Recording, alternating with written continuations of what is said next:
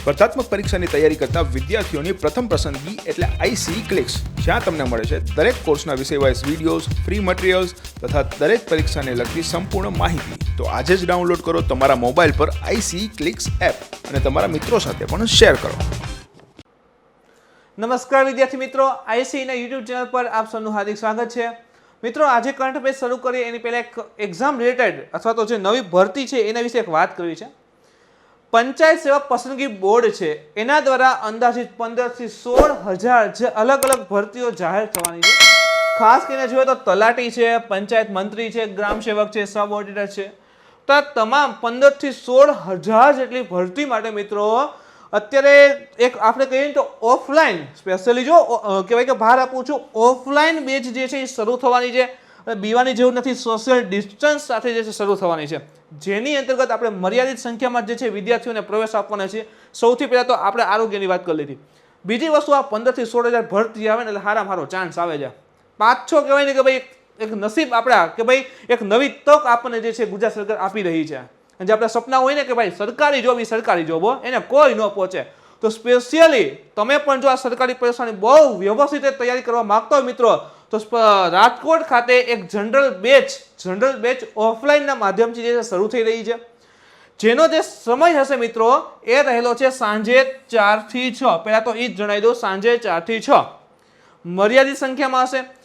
આના સિવાય છતાં તમને કંઈ ક્વેરી હોય તો તમે જે નંબર આપેલો છે 9375700110 અથવા 9328000110, તો આ નંબર ઉપર કોન્ટેક્ટ કરી અને વધારે આ બેચ વિશેની માહિતી જે છે મેળવી શકો છો.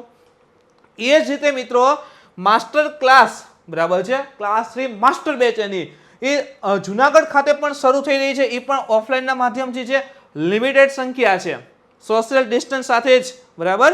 અને ત્યાં જે બેચ નવી શરૂ થઈ રહી છે મિત્રો 26/7 એટલે કે આજે 26 તારીખ આવે છે ત્યારથી શરૂ થઈ રહી છે. અને ત્યાં ટાઈમ રહેશે સવારે 8 થી 10. અને હા, 26/7 સુધીમાં કોઈ એડમિશન લે છે તો ત્યાં સ્પેશિયલી એને 10% ડિસ્કાઉન્ટ પણ આપવામાં આવશે. એની સાથે જ મિત્રો એ પણ જણાવી દઉં, હા, અને તમારે કદાચ કોઈ વિદ્યાર્થી મિત્ર જુનાગઢ નજીકના ક્ષેત્રમાં હોય, જુનાગઢમાં હોય અને ત્યાં એને આખી કહેવાય કે ભાઈ બેચ કરવાની ઈચ્છા હોય, તો એ વધારે ઇન્ફોર્મેશન માટે સ્પેશિયલ જે રજિસ્ટ્રેશન નંબર આપેલો છે એના ઉપર ફોન કરી વધારે માહિતી મેળવી શકે છે.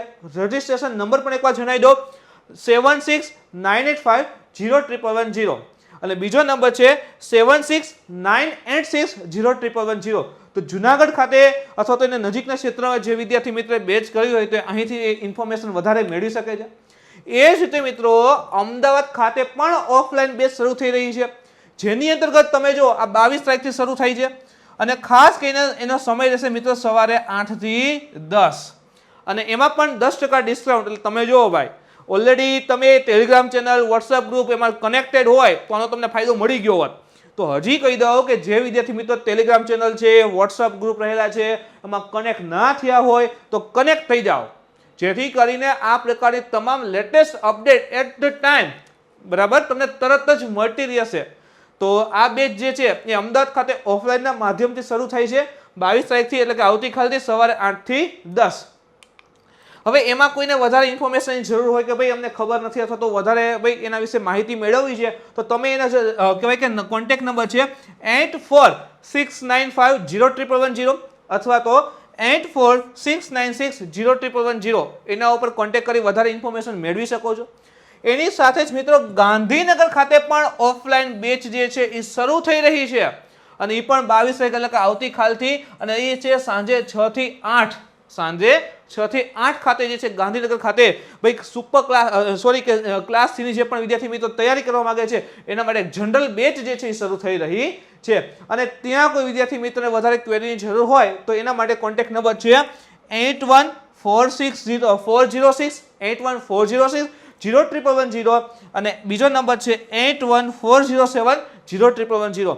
તો મિત્રો જે 4 કે મુખ્ય સિટી રહેલા છે ને ભાઈ એક્ઝામ સેન્ટર, રાજકોટ છે, જુનાગઢ છે, અમદાવાદ છે, ગાંધીનગર છે, તો ત્યાં તમે જો જનરલ બેચ જે છે સ્પેશિયલી ક્લાસ 3 માટે શરૂ થઈ રહી છે, તો વધારે રાહ ન જોતા મિત્રો તરત જ જે છે એમાં કનેક્ટ થઈ જાઓ, જેથી કરીને આગામી સમયમાં જે ગુજરાત સરકારની ક્લાસ 3ની ભરતીઓ આવી રહી છે એમાં કહેવાય ને કે ભાઈ એક જ ગાયે જે છે પરીક્ષા ક્લિયર થઈ જાય. તો એ સાથે જ મિત્રો આજના આપણે ટોપિક જોઈએ તો સૌથી પહેલા છે સ્થગિત પ્રસ્તાવ.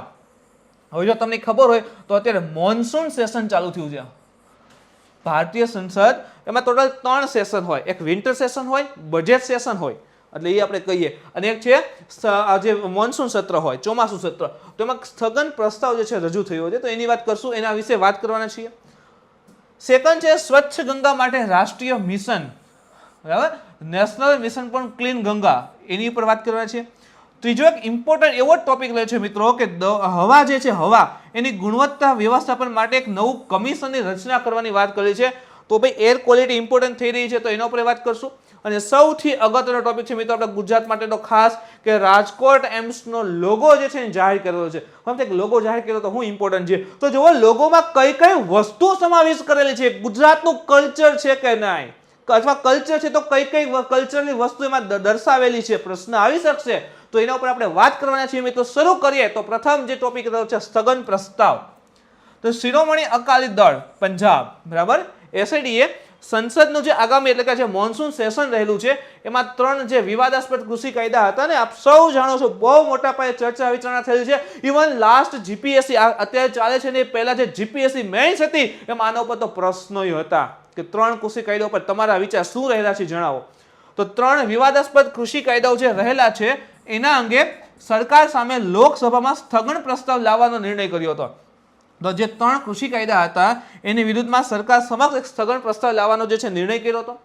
આ કૃષિ કાયદાને કારણે શિરોમણી અકાલી દળ જે છે એ એનડીએના ગઠબંધનથી અલગ પણ થઈ શક્યું છે. ઠીક છે, એની કાંઈ જરૂર નથી કોનાથી અલગ થયું, પણ હા એટલું યાદ રાખો કે ભાઈ આ એક સ્થગન પ્રસ્તાવ લેવાની વાત કરી હતી, તો સ્થગન પ્રસ્તાવ શું છે ને એ ઇમ્પોર્ટન્ટ થઈ જાય.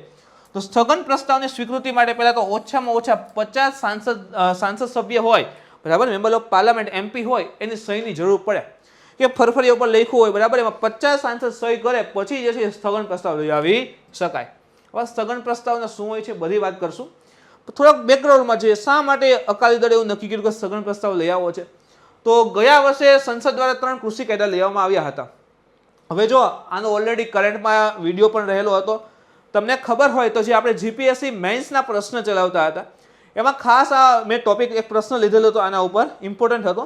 એકચ્યુઅલી એગ્રીકલ્ચર છે ને, કૃષિ, એ રાજ્ય યાદીમાં આવે છે. તો કેન્દ્રએ કેવી રીતે કાયદો બનાવ્યો, બરાબર, તો એ ઓલરેડી તમે જીપીએસસીના તમે જો જે મેઇન્સના પ્રશ્ન સોલ્વ કરેલા છે એમાં બહુ વ્યવસ્થિત સરળ ભાષામાં સમજાવેલું છે. વિડીયો ના જોયો તો જોઈ લેજો મિત્રો, એનો ફાયદો થશે. તો 3 કૃષિ કાયદા છે લઈ આવ્યા હતા, અને કૃષિ જે છે એ કોનો સબ્જેક્ટ છે તો સ્ટેટ લિસ્ટમાં આવશે.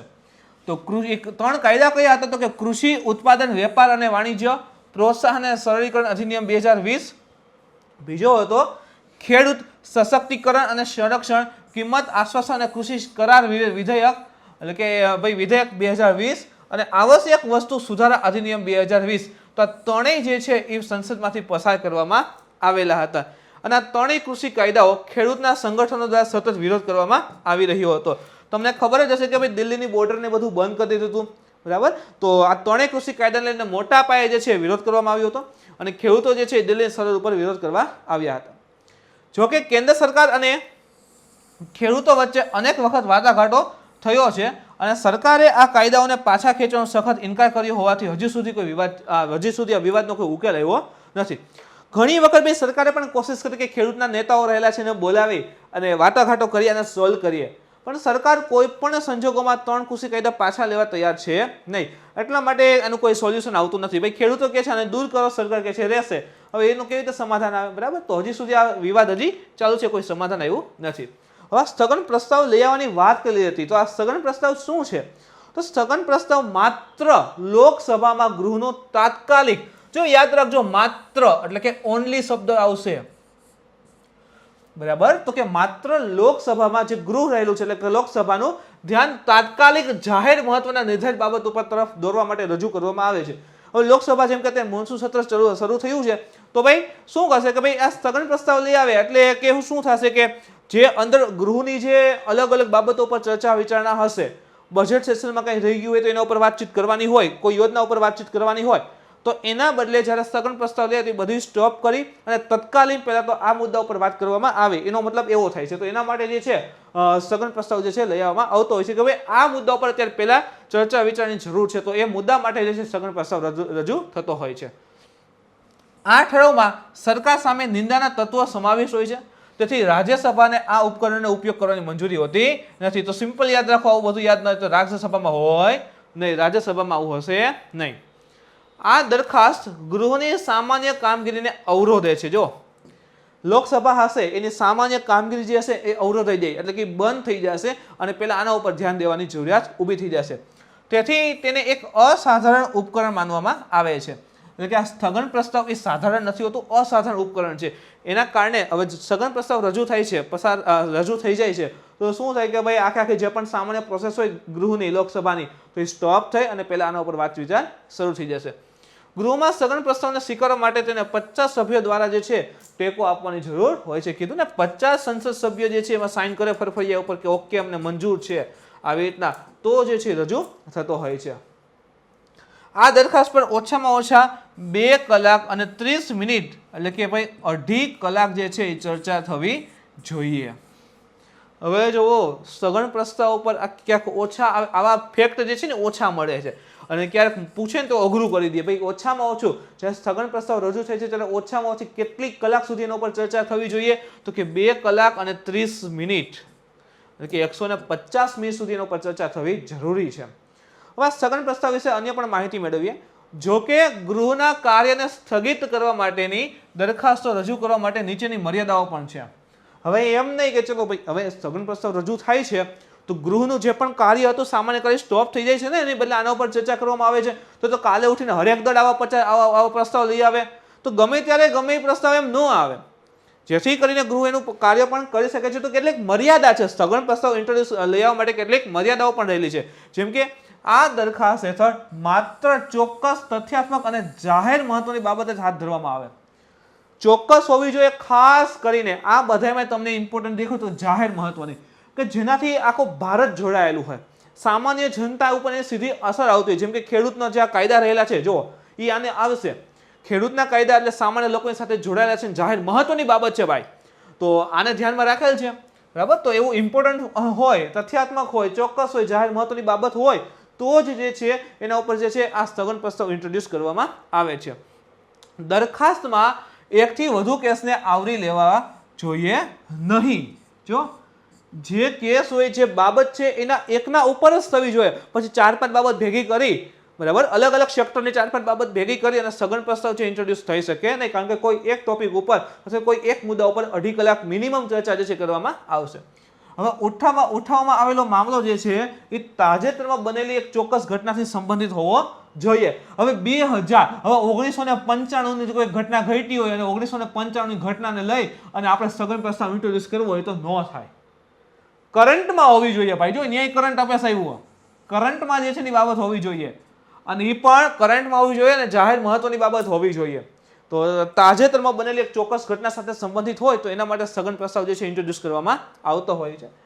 વિષય વિશેષ અધિકારની બાબત સાથે સંબંધિત ન હોવો જોઈએ. જે વિશેષ અધિકારો રહેલા છે ને બરાબર, આપ સૌ જાણતા હશો કે ભાઈ સંસદ બંધારણની અંદર ઘણા બધા વિશેષ અધિકાર રહેલા છે, તો એના સંલગ્ન બાબત હોય તો એના ઉપર જે છે સ્થગન પ્રસ્તાવ જે છે ઇન્ટ્રોડ્યુસ થઈ શકતો નથી. આના સિવાય જોઈએ તો ભાઈ એના વિશે હજી માહિતી મેળવે તો ગૃહના એક જ સત્રમાં જે મામલે ચર્ચા કરવામાં આવી છે તે સ્થગન પ્રસ્તાવ હેઠળ ફરીથી હાથ ધરી શકાય. જો તો કે આવો પ્રશ્ન આવે તો યાદ રાખજો, ન ધરી શકાય.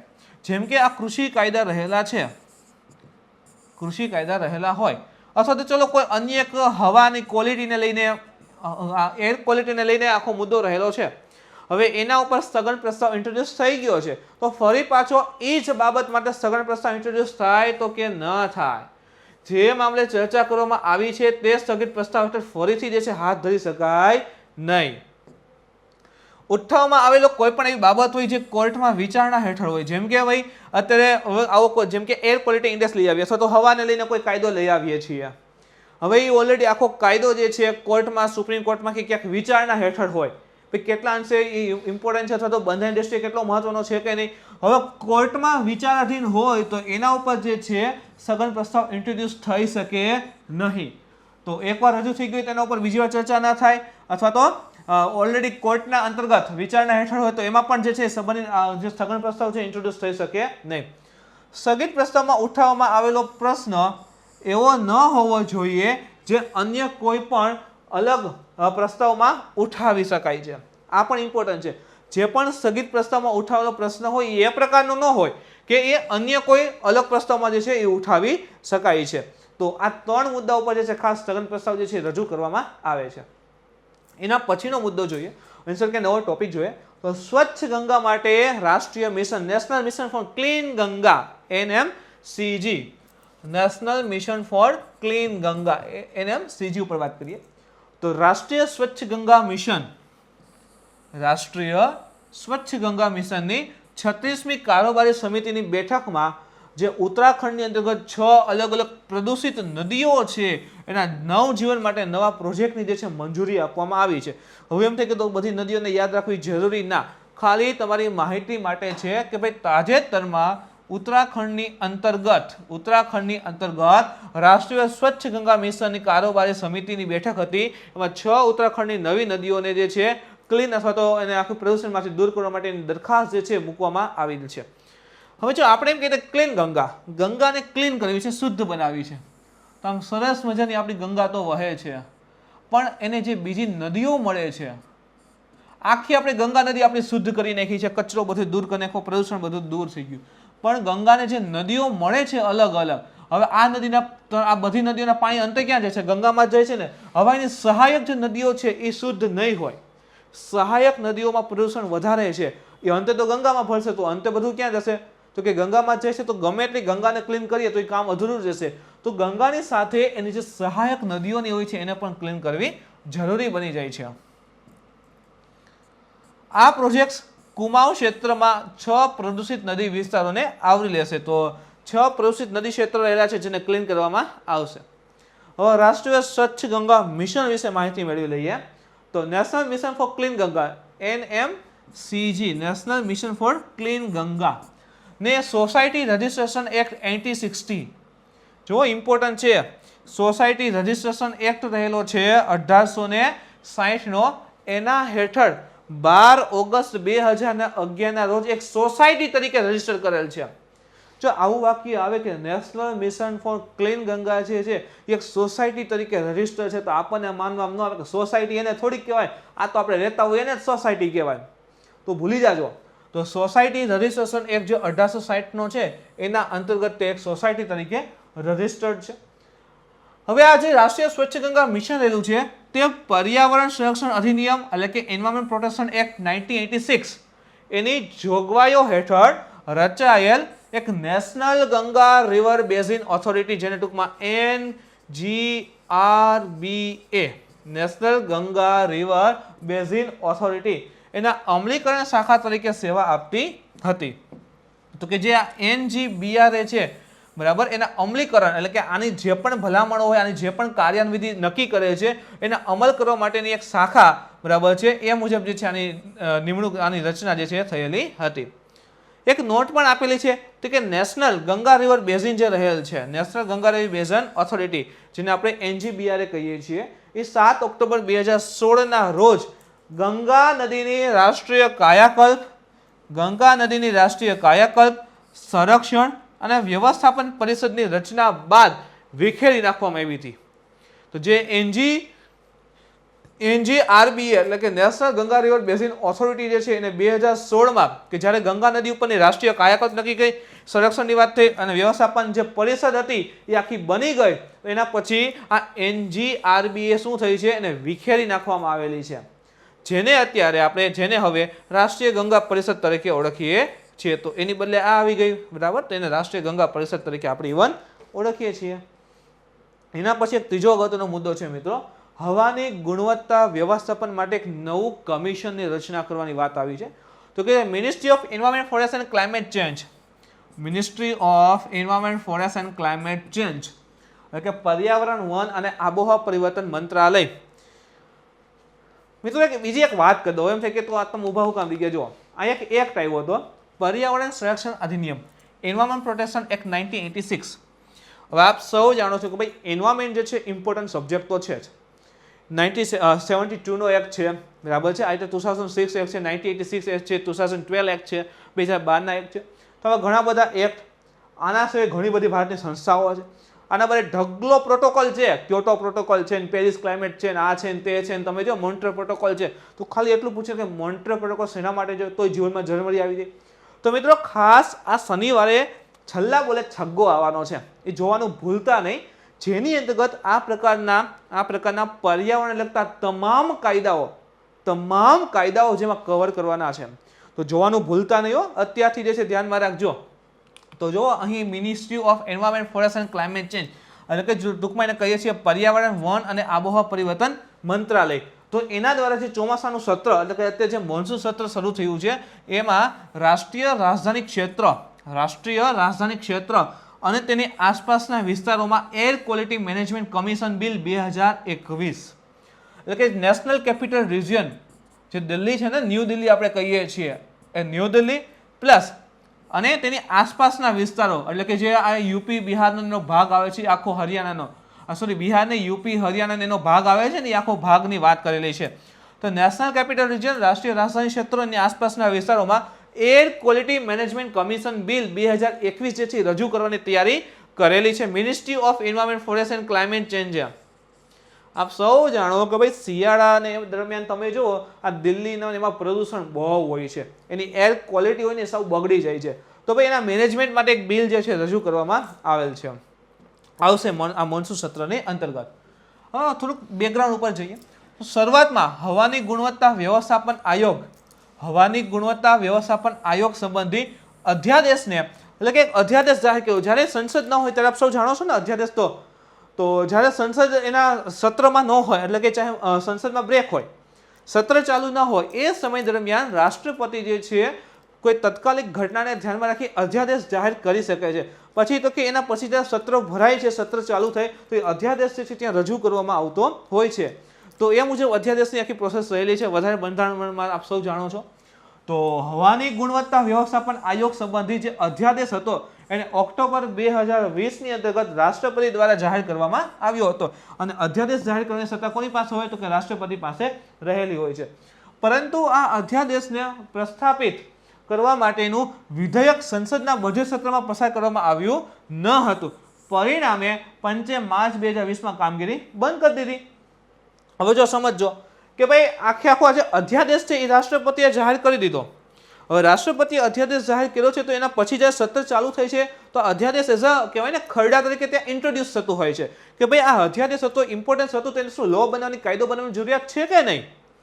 હવે ઇન્ટ્રોડ્યુસ સભામાં એટલે કે સંસદની અંદર ઇન્ટ્રોડ્યુસ થશે તો એના પર વાત વિચાર ને એવું બધું થશે, પરંતુ આ અધ્યાદેશ છે એને બજેટ સત્રની અંતર્ગત રજૂ કરવામાં ન આવ્યો હતો. રજૂ નથી થતું એટલે એના પર કાયદોને કંઈ બન્યું નહીં કે તરત જ જે આખું પંચ હતું એને 2020માં આ કામગીરી શું કરી દીધી આખી, ઇનશોર્ટ કે 21માં કામગીરી શું કરી દીધી આખી, એને બંધ કરી દીધી કે ભાઈ હવે ભાઈ અધ્યાદેશ છે એ તો ઊભો રહી ગયો, કારણ કે સત્ર આવ્યું છે ત્યાં પસાર ના થયું એટલા માટે, રજૂ જ ના થયું એટલા માટે. એના પછી મિનિસ્ટ્રી ઓફ એન્વાયરમેન્ટ ફોરેસ્ટ અને ક્લાઇમેટ ચેન્જે ખેડૂતોના વિરોધને કારણે એપ્રિલ 2021માં સુધારા સાથે બીજો એક અધ્યાદેશ છે જાહેર કર્યો. હવે ખેડૂતો એનો મોટા પાયે વિરોધ કરતા હતા.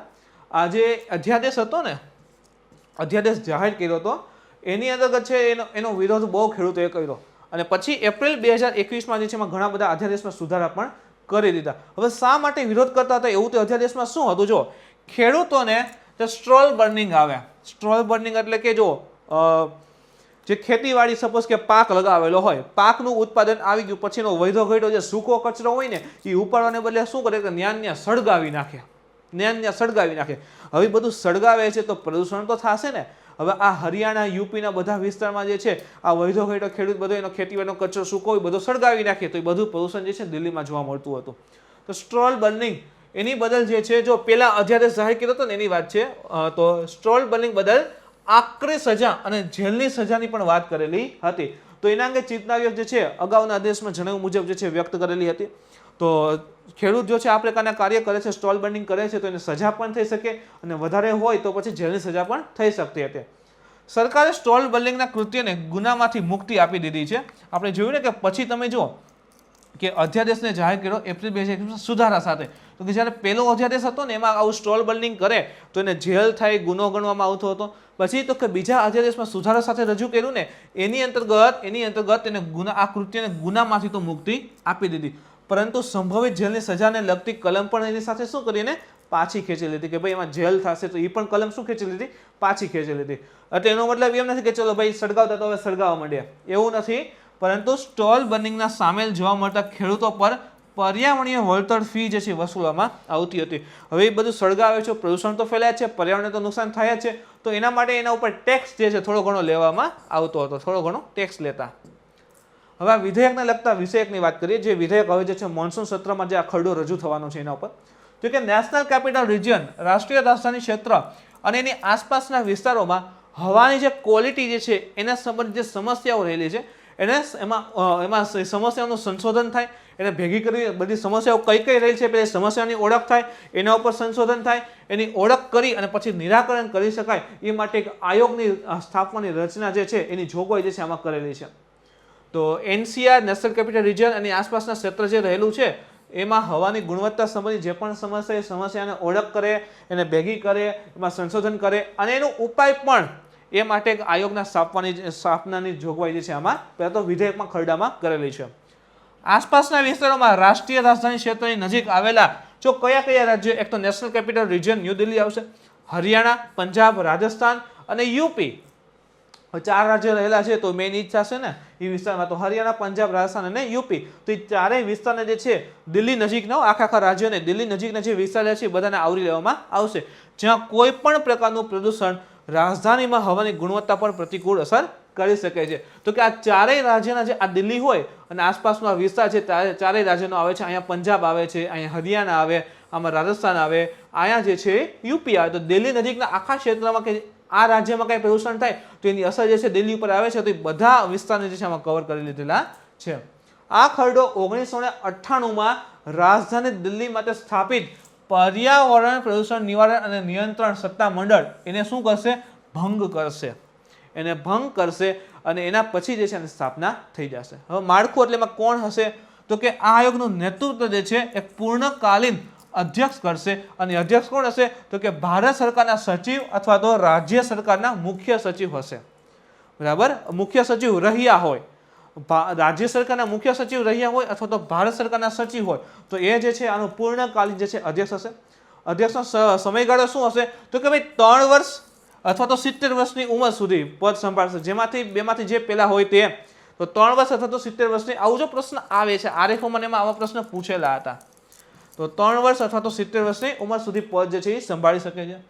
તેમાં અનેક મંત્રાલયો, ખાલી એક મિનિસ્ટ્રી પર્યાવરણ એક જ સમય તો નહીં થઈ શકે ને, તો અનેક મંત્રાલયોના સભ્યો તેમજ ભાગીદાર રાજ્યોના પ્રતિનિધિઓ પણ હશે. જેમ કે આપણે જો યુપી હતું, પંજાબ હતું, હરિયાણા હતું, રાજસ્થાન હતું, તો આ ચારેય રાજ્ય જે રહેલા છે એ રાજ્યના પ્રતિનિધિઓ પણ સમાવેશ હશે. અને આની સાથે જે ministry of environment, forest and climate change છે આની સાથે જે પણ મિનિસ્ટ્રી હશે, બરાબર છે, મંત્રાલયના કેટલાક અધિકારીઓ હશે એ પણ આમાં સમાવિષ્ટ હોઈ શકે છે. આના સિવાય તો કે સાથે જ તેમાં સેન્ટ્રલ પોલ્યુશન કંટ્રોલ બોર્ડ, જેને આપણે CPCB કહીએ છીએ, કેન્દ્રીય પ્રદૂષણ નિવારણ થતો એને કંટ્રોલ કરે છે એ બોર્ડ. આના સિવાય તો કે ISRO, Indian space research organisation અને સિવિલ સોસાયટીઓ રહેલી છે એના નિષ્ણાંતો પણ હોઈ શકે છે, પણ આમાં સમાવેશ હશે. હવે આ જે બોર્ડ સ્થાપના થશે તેનું કાર્ય શું હશે, તો કે સંબંધિત રાજ્ય સરકાર કે દિલ્હી છે, હરિયાણા, પંજાબ, રાજસ્થાન અને યુપી એના દ્વારા કરવામાં આવેલ સંકલિત કાર્યવાહી, ચારેય રાજ્ય અને NCR દિલ્હી જે છે ભેગા મળી અને કાર્યવાહી કરશે. નેશનલ કેપિટલ રિજિયન NCRમાં વાયુ પ્રદૂષણને રોકવા અને નિયંત્રિત કરવા માટે આયોજન અને અમલીકરણ કરવું. જે પણ યોજના લઈ આવે છે, પ્લાનિંગ કરે છે, તો એને આ જે NCRમાં જે વાયુ પ્રદૂષણ થાય છે તેને નિયંત્રિત કરવા માટે યોજનાને ઇમ્પ્લિમેન્ટ કરશે. આખી હવામાં પ્રદૂષકોની ઓળખ માટે એક માળખું પૂરું પાડવું. હવે જો ખાલી પ્રદૂષણ એટલું ઇમ્પોર્ટન્ટ નથી, શેનાથી ફેલાય છે, કયા કયા પ્રદૂષક રહેલા છે, તો એ પ્રદૂષણ જેના દ્વારા ફેલાય એને પ્રદૂષકો કહેવાય. તો કયા કયા પ્રદૂષકો રહેલા છે એની ઓળખ માટે એક આખું માળખું આપશે. હવે એના માટે ટેકનિકલ સંસ્થા પણ જોઈએ, તો તકનીકી સંસ્થાઓ સાથે નેટવર્કિંગ મારફતે સંશોધન અને વિકાસનું સંચાલન કરશે. જેમ કે પ્રદૂષક ઓળખાય છે તો પ્રદૂષકને કેવી રીતે દૂર કરવા, ક્યાંથી આવે છે, બરાબર, એની ઇફેક્ટ શું આવે, કેવી રીતે કંટ્રોલ કરી શકાય છે, તો એના ઉપર રિસર્ચ અને સંશોધન, બરાબર, R&D, બરાબર, એ પણ એનું સંચાલન કરશે. વાયુ પ્રદૂષણ સાથે સંબંધિત મુદ્દાને પહોંચી વળવા માટે એક વિશેષ ટાસ્ક ફોર્સની તાલીમ અને રચના કરાશે. તો આ જે પણ વાયુ પ્રદૂષણ થાય છે એને પહોંચી વળવા માટે એક ટાસ્ક ફોર્સ, વિશેષ task force, special task force કેને કહીએ ને આપણે STF, તો સ્પેશિયલ ટાસ્ક ફોર્સ એની રચના કરશે અને સ્પેશિયલ આ વાયુ પ્રદૂષણ સામે લડવા માટેની તાલીમ પણ આપવામાં આવશે. હવે વૃક્ષારોપણ વધારો, તો આ તો સારામાં સારી વસ્તુ છે. વૃક્ષારોપણ રહેશે તો ઓટોમેટિક બધી વસ્તુ કંટ્રોલમાં રહેશે, પ્લસ વરસાદ લાવવામાં મદદરૂપ થશે. તો વૃક્ષારોપણ વધારો. આના સિવાય પરાળ એટલે કે જે કીધા ને કે ખેતીવાડીમાં સૂકું બધું એમ પડેલું સળગાવે છે, તો એ અટકાવવા માટે વિવિધ કાર્ય યોજનાઓ પણ લાગુ કરશે, એની તૈયારી પણ કરશે, જેથી કરીને ખેડૂતો જે સળગાવે છે બધું અટકાવે અને પ્રદૂષણ જે છે ઓછું થાય. હવે આ જે ઓથોરિટી એને શક્તિ કઈ પ્રાપ્ત હશે, તો કે નવી સંસ્થાઓ પાસે માર્ગદર્શિકા જારી કરવાની અને ફરિયાદોનું સમાધાન કરવાની સત્તા હશે. તો માર્ગદર્શિકા જાહેર કરશે કે હવે ભાઈ ખેડૂતો જે છે ને આ પ્રકારની કાર્ય કરવાનું છે, અથવા તો ભાઈ પબ્લિક આ પ્રકારનું કાર્ય કરે, જેથી કરીને શું ને કે ભાઈ ઓટોમેટિકલી પોલ્યુશન જે છે પ્રદૂષણ કંટ્રોલમાં રહે અને જે પણ ફરિયાદ આવે છે એનું સમાધાન કરવાની પણ એની પાસે સત્તા હશે. કારણ કે તો ખાસ કરીને NCR અને તેની આસપાસના વિસ્તારોમાં હવાની ગુણવત્તાના સુધારણા હેતુ માટે તે જરૂરી છે ભાઈ. કેન્દ્ર કેપિટલ રાજધાની જે છે એ જ પ્રદૂષિત હોય તો પછી દેશને કેવી રીતે એમ, તો સૌથી પહેલાં તો એને ક્લીન રાખવા માટે, પ્રદૂષણ રહિત રાખવા માટે જે છે આ બધી વસ્તુ એમાં ખાસ જરૂર છે. તે વાયુ પ્રદૂષણના નિયંત્રણ માટેના ધોરણો પણ નક્કી કરશે. જો એની સત્તાની આપણે વાત કરીએ છીએ, એની પાસે શક્તિ શું હશે, તો કે તે વાયુ પ્રદૂષણના નિયંત્રણ માટેના ધોરણો હશે ને એ પણ નક્કી કરશે. જેમ કે આસપાસની કંપની હોય અથવા તો એના જે વાહનો જે ચલાવવામાં આવે છે તો એમાંથી જે છે એક્ઝોસ્ટ એટલે કે જે ધુમાડાઓ નીકળે છે, ચીમનીમાંથી ધુમાડા નીકળતો હોય તો એને પણ નિયંત્રિત કરશે. એને પણ કરશે કે ભાઈ તમારે આટલા લિમિટથી વધારે એમાં પોલ્યુટન્ટ એટલે કે પ્રદૂષક હોય તો એને જે છે તમે રિલીઝ કરી શકતા નથી. તો નિયંત્રણ માટેના ધોરણો, માપદંડ પણ નક્કી કરશે. તેમાં પર્યાવરણીય કાયદાઓનું ઉલ્લંઘન કરનારાઓને ઓળખવાની, ફેક્ટરીઓ અને ઉદ્યોગોને આ ક્ષેત્રના અન્ય કોઈ પ્રદૂષણ ફેલાવવા એકમને ઓળખવાની અને આવા એકમને બંધ કરવાની પણ સત્તા હશે. એટલે કે એની આસપાસના ક્ષેત્રમાં જે પણ કંપનીઓ, ફેક્ટરીઓ, ઉદ્યોગો ચાલે છે કે જેના દ્વારા પ્રદૂષણ વધારે ફેલાય છે એને ઓળખવા. જે પણ કાયદા રહેલા છે, પર્યાવરણના કાયદાઓ ભૂલાય નહીં, મેં તમને કીધેલું છે એન્વાયરમેન્ટ માટે શનિવારે જોવાનો છે, છેલ્લા બોલે સગવડમાં એન્વાયરમેન્ટના જે કાયદાની બધું છે ને લઈને આવીશું. તો કે જે પણ પ્રદૂષણ ફેલાય છે એવા એકમો જે પણ આ પ્રકારના નિયમો રહેલા છે એનું ઉલ્લંઘન કરે છે એવા બધી કંપનીઓની ઓળખ કરી અને એને બંધ કરાવવાની, અથવા તો એને ભાઈ કહી શકે કે ભાઈ હવે આ પ્રકારનું ન જવું જોઈએ, અથવા આ લિમિટ જે છે એની નીચે રાખો તમે, બરાબર. જે માપદંડ રહેલા છે એનો ફોલો કરો. તો આવા એકમોને બંધ કરવાની પણ એની પાસે સત્તા રહેલી છે. તેની પાસે પ્રદૂષણના ધોરણોનું ઉલ્લંઘન કરનાર વિસ્તારમાં રાજ્ય સરકાર દ્વારા જાહેર કરવામાં આવેલ દિશા નિર્દેશોને રદ કરવાની સત્તા પણ છે. જો આ ક્યાંક ને ક્યાંક રાજ્ય સરકાર છે, જેમ કે યુપી છે, રાજસ્થાન છે, હરિયાણા છે, પંજાબ છે, તો આ ચારે રાજ્ય કોઈક એવી વસ્તુ જાહેર કરી હોય પોતાના રાજ્ય માટે, જેમ કે રાજસ્થાન છે, પણ એ જે જાહેર કરેલો કહેવાય કે ભાઈ એવો કંઈક વિષય હશે, બરાબર, જાહેર કરાય કોઈ પણ એવો દિશા નિર્દેશ હોઈ શકે છે, વિષય હોઈ શકે છે કે એના દ્વારા ભાઈ પ્રદૂષણમાં કંઈ ફેર નથી આવતો, અથવા તો પ્રદૂષણ જે છે કંપનીઓને ઉલટાનું પ્રદૂષણ ફેલાવવામાં મજા આવી જાય છે, ફાયદો થઈ જાય છે, તો એવા કોઈ પણ દિશા નિર્દેશને એ બંધ કરશે, બરાબર, એને રદ કરી શકે છે. કે જે પણ સપોઝ કે આ ઓથોરિટીની સ્થાપના થશે અને એ પર્યાવરણમાં જે પણ પ્રદૂષણ થાય છે એને કંટ્રોલ રાખવા માટેના જે માપદંડ નક્કી કરે છે, તો આ સંસ્થા દ્વારા જે માપદંડ નક્કી કરાય છે એ સપોઝ રાજ્ય સરકાર સાથે બંધ બેસતા ના હોય તો રાજ્ય સરકારના માપદંડ અથવા તો એની જે પણ જોગવાઈઓ હશે, નિર્દેશ હશે એને રદ આ કરી શકશે. એના પછી એક ચોથો અગત્યનો ટોપિક છે મિત્રો, રાજકોટ એમ્સનો લોગો જાહેર થયો છે. સૌથી પહેલા તો આ પ્રકાર આખો લોગો રહ્યો છે, જો સરસ મજાનો મહેનતથી બનાવેલો દેખાય છે અને બહુ બધી વસ્તુ આમાં સમજવાની છે મિત્રો. એક તો રાજકોટના જે એમ્સનો લોગો જાહેર કર્યો છે એમાં કયું વાક્ય છે, સર્વે સંતુ નિરોગ્ય, સર્વે સંતુ નિરોગ્ય. આના સિવાય રાજકોટ એમ્સના લોગોમાં ગુજરાતની સંસ્કૃતિ, કલા અને ધરોહરનો સમાવેશ કરવામાં આવ્યો છે. જેમ કે કેવી રીતે, જેમ કે લોગો તમે જુઓ ને તો અંદાજ આવશે. આમાં બાંધણી છે, હવે એમાં બાંધણી જો આખી બાંધણીની ભાત છે, આખી બાંધણીની ભાત રહી છે, તો બાંધણી. પછી ચરખો, અહીંયા તમે જુઓ આ ચરખો રહેલો છે, સરદાર વલ્લભભાઈ પટેલનું સ્ટેચ્યુ રહેલું છે, તો ચરખો છે, સ્ટેચ્યુ ઓફ યુનિટી છે. આના સિવાય અહીં તમે જો દાંડિયા રાસ, તો આપણી કંઈક સંસ્કૃતિ છે, ગરબો કહીને ભાઈ એના માટે તો પ્રખ્યાત છે આપણે, બરાબર, ભૂલવા નહીં તારક મહેતામાં દયાબેનના ગરબા, બરાબર. તો અહીં પણ એને પણ દર્શાવેલ છે. આની સિવાય તમે જો ડાયમંડ, અહીં તમે જુઓ તો આ ડાયમંડ ઇન્ડસ્ટ્રી આપણું સુરત સૌથી આગળ એ દેખાડ્યું છે. ગીરના સિંહ, અહીં તમે જો આખા એશિયા ખંડમાં જોવા મળતો ગીરનો સિંહ આપણે અહીંયા દર્શાવેલો છે.